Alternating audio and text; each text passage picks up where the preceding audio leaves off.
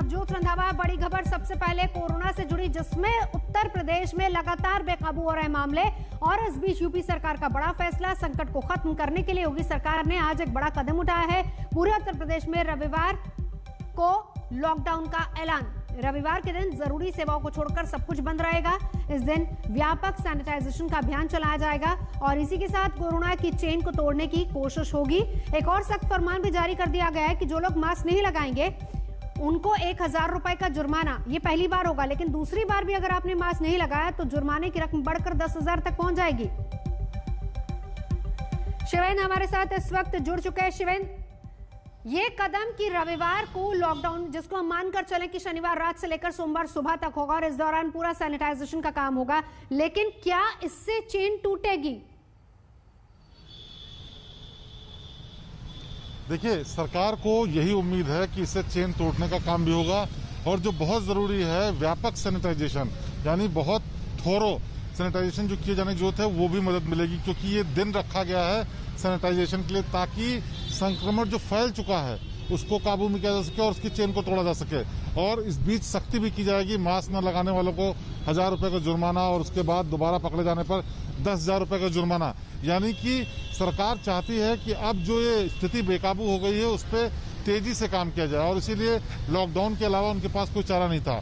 और बहुत उम्मीद है कि आने वाले दिनों में सख्ती और बढ़ाई जाए, चाहे लॉकडाउन के रूप में या और बड़े फाइन के रूप में या फिर और किसी तरीके की सख्ती। लेकिन जो अब सरकार कर रही है वो इसके अलावा कोई विकल्प नहीं बचता है। अभी सरकार ने ये भी अनाउंस किया है कि 1000 बेड का एक अस्पताल नया बनाना शुरू किया जाए, जो कि यहाँ पर डिफेंस एक्सपो हुआ था उस जमीन पर। साथ ही साथ सभी जिलों के जिलाधिकारियों को ताकीद की गई है कि उनकी तरफ से कोई लापरवाही ना हो। जो आम नागरिक लापरवाही कर रहे हैं उनको सख्ती से रोका जाए, वो चाहे मास्क न लगाए जाने के रूप में हो, सोशल डिस्टेंसिंग के रूप में हो। जो भी स्टेब्लिशमेंट्स हैं वहां पर लोग अगर प्रोटोकॉल का पालन नहीं कर रहे हैं उसको, और उसके लिए डीएम और दूसरे उन जोन के कमिश्नर्स की जिम्मेदारी तय की गई है। तो सरकार अब जो कदम उठा रही है वो बहुत डेस्परेट मेजर्स हैं, क्योंकि उनको पता है कि अब स्थिति पूरी तरह से बेकाबू हो चुकी है और अगर अब सख्ती नहीं की गई तो इसके नतीजे और भयंकर हो सकते हैं। और ये सबसे उम्मीद लगाई जा रही है कि शायद कुछ कंट्रोल हो, लेकिन जो हालात उत्तर प्रदेश के हैं नवजोत, उसमें अभी कोई नहीं है।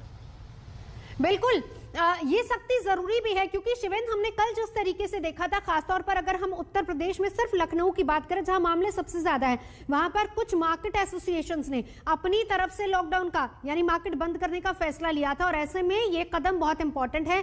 लेकिन क्या इसके आगे अगर चेन नहीं टूटती है, इंतजार कितना और, क्योंकि मामले तो बढ़ते जा रहे हैं, फिर और अगला कदम क्या हो सकता है?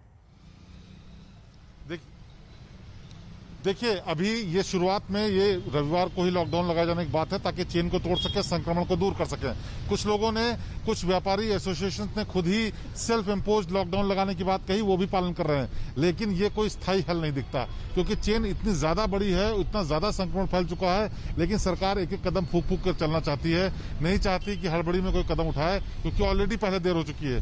लेकिन अगर हम एक्सपर्ट्स की बात करें, जो हालात हैं उनकी बात करें, तो ये कोई स्थायी कदम नहीं प्रतीत होता है। आगे चल करके सख्त कदम उठाने पड़ेंगे। बहुत मुमकिन है कि लॉकडाउन को बड़े स्तर पर लगाया जा सके और हो सकता है कि वीक का लॉकडाउन लगाने जाना पड़े, ये भी हो सकता है। लेकिन अभी इन सब पर मंथन चल रहा है और ट्रायल के तौर पर ये वीकेंड का जो लॉकडाउन है, सख्त कदम की जरूरत शिवेंद्र, जैसे आप बता रहे हैं। वो भी ऐसे में देखिए जहां एक तरफ दिल्ली, जो कि पहले महाराष्ट्र, फिर उसके बाद यूपी और दिल्ली का नंबर आता है सबसे ज्यादा केसेस, और वहीं उत्तराखंड के एक और पड़ोसी राज्य, उत्तराखंड का जिक्र कर रहे हैं, यूपी का पड़ोसी राज्य उत्तराखंड, वहां पर भी मामले लगातार बढ़ते जा रहे हैं। और इस बीच कोरोना के हमलों ने यूपी की राजधानी लखनऊ को हिलाकर रख दिया है। यूपी के तमाम बड़े शहर हैं जहां पर कोरोना संक्रमण की वजह से दिल दहला देने वाली तस्वीरें भी सामने आ रही। आलम यह है कि आखिरी संस्कार के लिए भी शमशान में जमीन कम पड़ने लगी है।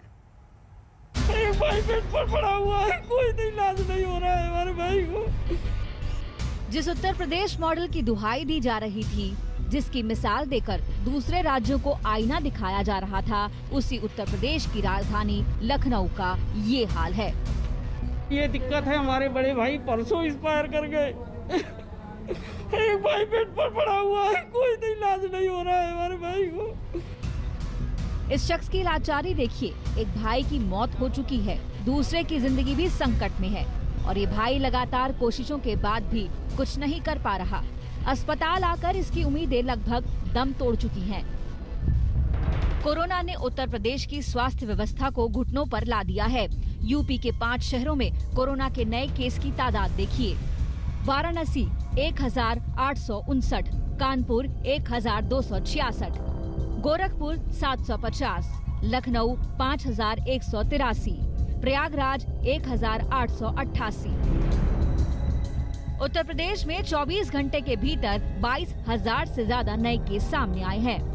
महाराष्ट्र के बाद सबसे ज्यादा मामले उत्तर प्रदेश से ही आ रहे हैं। कोरोना की इतनी तेज रफ्तार से यूपी में स्वास्थ्य सेवाओं की सांसें फूलने लगी हैं। यूपी में कोरोना के बद से बदतर होते हालात के बीच मौत के आंकड़ों ने भी एक बड़ा सवाल खड़ा कर दिया है। सरकारी आंकड़े कहते हैं कि 24 घंटे में 104 लोगों की यूपी में मौत हुई, जिसमें उत्तर प्रदेश की राजधानी लखनऊ में ही 26 है। लेकिन आंकड़े दूसरी तरफ जमीन पर कुछ और ही नजर आते हैं। दूसरी तरफ शमशान गृह को भी एक तरीके से पर्दे में रख दिया गया है, जहां ये ना देखा जा सके कि आखिर कितनी लाशें शमशान की तरफ आ रही हैं। साफ है कि हालात यूपी में खराब होते जा रहे हैं। लखनऊ में कोरोना का वार इतना घातक है कि शवों के दाह संस्कार के लिए शमशान में जगह कम पड़ रही है। हालात ये हैं कि शमशान घाट में बैठने की जगह का इस्तेमाल भी अंतिम संस्कार के लिए ही किया जा रहा है। लखनऊ से अभिषेक मिश्रा के साथ आज तक ब्यूरो। तो दिल्ली में कोरोना के लगातार गहराते संकट के बीच केंद्रीय स्वास्थ्य मंत्री डॉक्टर हर्षवर्धन आज इंतजामों का जायजा लेने के लिए भी ग्राउंड जीरो पर उतरे। डॉक्टर हर्षवर्धन ने एम्स जाकर डॉक्टरों से बात की और संकट के इस दौर में क्या कदम उठाए जा सकते हैं, इस पर चर्चा की। बहुत देर कर दी मंत्री जी मोर्चे पर आते आते। जब दिल्ली में हालात हाथ से फिसल गए, जब कोरोना के भंवर में दिल्ली डूबने उतरने लगी, जब वायरस पूरी तरह से बेकाबू हो गया, तो देश के स्वास्थ्य मंत्री को सुध आई कि चलो जरा चलकर हालचाल ले लेते हैं। हर्षवर्धन ने शुक्रवार की सुबह एक ट्वीट किया और ट्वीट करके उन्होंने जानकारी दी कि कोरोना के मामले जिस तरीके से बढ़ रहे हैं, तो अस्पतालों में किस तरीके की तैयारियां हैं, आने वाले वक्त में किस तरीके से कोरोना से निपटा जाएगा, मरीजों को क्या सुविधाएं मिलेंगी, इसके लिए वो तमाम जो हॉस्पिटल्स है वहां पर जाएंगे, उनका जायजा लेंगे। सुबह वो पहुंचे एम्स। केंद्रीय स्वास्थ्य मंत्री डॉक्टर हर्षवर्धन आज सुबह एम्स के ट्रॉमा सेंटर पहुंचे, इंतजामों का जायजा लिया, एक एक विभाग से तैयारियों के बारे में पूछा। एम्स के डॉक्टर्स ने अपनी राय भी रखी। Number of beds which can increase in number, certainly we go for it, but I think the greatest problem at this point is manpower. It is not only the nurses, the resident doctors. In my department itself, there are nearly 18 of them who are positive doing home isolation, and we are running the whole emergency. AIIMS के एक एक department के HOD ने report director और स्वास्थ्य मंत्री के सामने रखी। ऑक्सीजन सिलेंडर से लेकर बिस्तरों तक की उपलब्धता तक सब मसलों पर खुलकर बात हुई। देश के नंबर 1 अस्पताल को किन संकटों का सामना करना पड़ रहा है, ये भी सामने आया। So as Dr. Harshvardhan is also here, so I would like to make a small request. All posts which are lying vacant at various positions, maybe at the level of faculty or residents, at least those posts which are sanctioned can be filled at this stage so that we will have extra pair of hands. ये भी तय हुआ कि hostel में रहने वाले जो छात्र घर जाना चाहते हैं वो जा सकते हैं। डॉक्टर हर्षवर्धन की बारी आई तो उन्होंने एम्स को बता दिया कि इस वक्त उनसे देश को क्या अपेक्षा है और उनकी क्या जिम्मेदारी है। सारे डॉक्टर्स की जो भी उन्होंने अपने अपने डिपार्टमेंट में अभी क्या स्थिति है, कितने मरीज हैं, कितने वेट कर रहे हैं, कितनी जगह बाकी है, ये सारी चीज़ें उन्होंने बताई हैं और हमने अपनी बात उन्हें कही है। इनोवेटिव सॉल्यूशंस, नए रिफॉर्म्स कोविड के खिलाफ लड़ाई के अंदर क्या हो सकते हैं और क्या हम ऐसे उदाहरण अपने यहाँ ऑल इंडिया इंस्टीट्यूट में प्रस्तुत कर सकते हैं जिनको कि सारा देश भी आगे इम्यूलेट कर सके। एम्स में खुलकर और जमकर संवाद हुआ। दिल्ली के दूसरे अस्पताल में भी डॉक्टर हर्षवर्धन जाएंगे, इंतजामों का खुद जायजा लेंगे। स्वास्थ्य मंत्री ने अच्छा किया जो खुद ग्राउंड जीरो पर उतरे। सिस्टम को सतर्क और तैयार रखना जरूरी है, लेकिन सवाल है इतनी देरी से क्यों? दिल्ली से अशोक सिंघल के साथ आज तक ब्यूरो।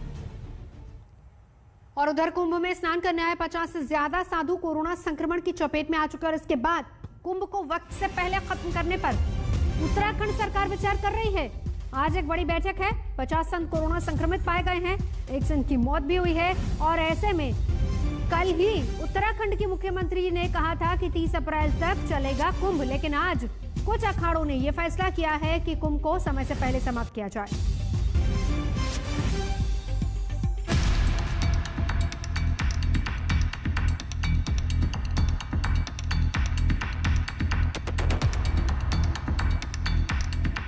उस आस्था पर सवाल है जो इंसान की जिंदगी खतरे में डाल दे।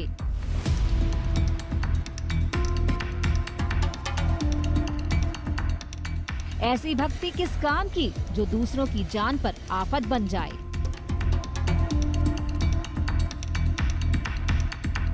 खत्म हो गया शाही स्नान, साधुओं ने हरिद्वार से विदाई ले ली, अखाड़ों ने तंबू उतार लिए, श्रद्धालु भी डुबकी लगाकर कूच कर गए, लेकिन ये कुंभ का मेला कोरोना संक्रमण को बढ़ा गया।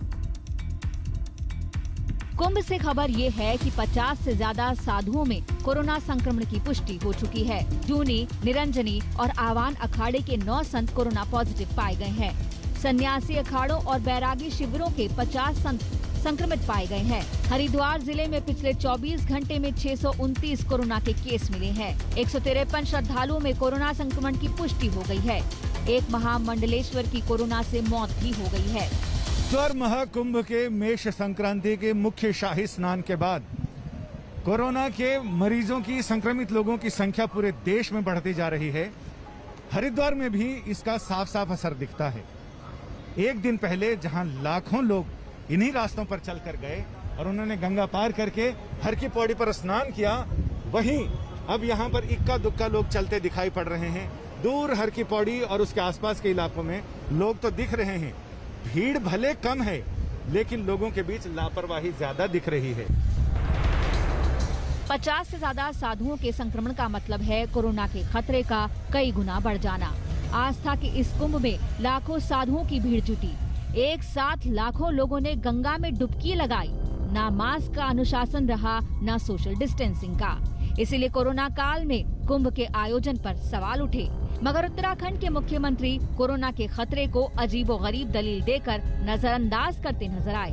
अब जब संक्रमण का खतरा सिर पर नजर आ रहा है तो सुर भी बदल लिया।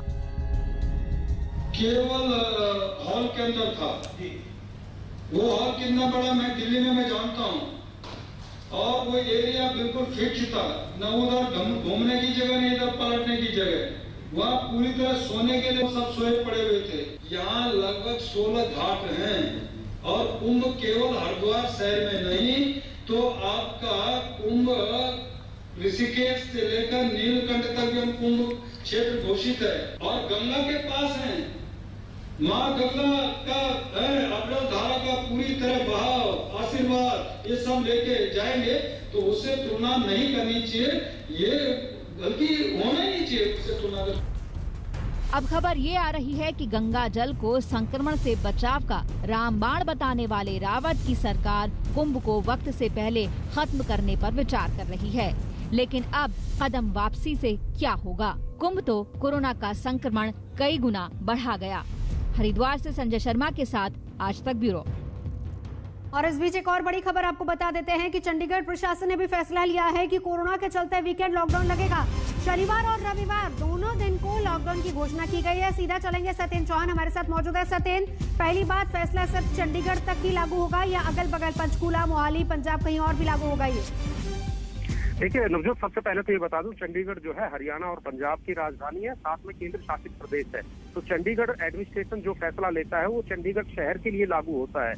और ये भी मैं आपको बता दूं कि चंडीगढ़ में इस समय नाइट कर्फ्यू शुरू हुआ पड़ा है पहले से ही, यानी कि रात 10 बजे से सुबह 5 बजे तक कर्फ्यू रहता है। और आज चंडीगढ़ एडमिनिस्ट्रेशन ने जो आपातकाल मीटिंग बुलाई थी, क्योंकि चंडीगढ़ में अगर बात करें तो पिछले 24 घंटे में अकेले शहर में 416 कोरोना के केस सामने आए थे। क्योंकि चंडीगढ़ मोहाली, पंचकुला और हिमाचल के बिल्कुल पास में लगता है, ट्राई सिटी से बोलते हैं, और यहाँ पर बाहर से आने वाले लोगों की और रोगियों की बड़ी तादाद होती है। और 416 केस चंडीगढ़ के जो मिले हैं, इसमें हैरान वाली बात यह है कि 70% केसों में यूके का नया स्ट्रेन, नया वेरिएंट मिला है जिसकी पुष्टि हुई है।